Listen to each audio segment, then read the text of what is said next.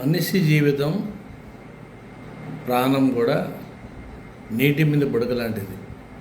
ఎప్పుడు ఉంటామో ఎప్పుడు పోతామో మనం మాట్లాడుతుంటే కూడా పోవచ్చు. కాబట్టి ఆ నలుగురు కోసం మంచి పనులు చేయండి, ఎవరిని నిష్ఠూరం చేసుకోవద్దండి.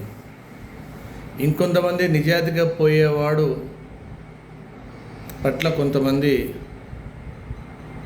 నువ్వు చస్తే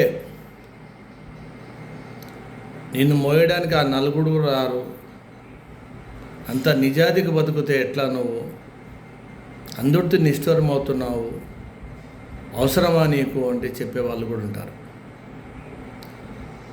ఎవడు వచ్చినా రాకున్నా, కుటుంబ సభ్యులు ఉన్నా లేకున్నా మున్సిపల్ కార్పొరేషన్ వాళ్ళు తీసుకొని పోతారు.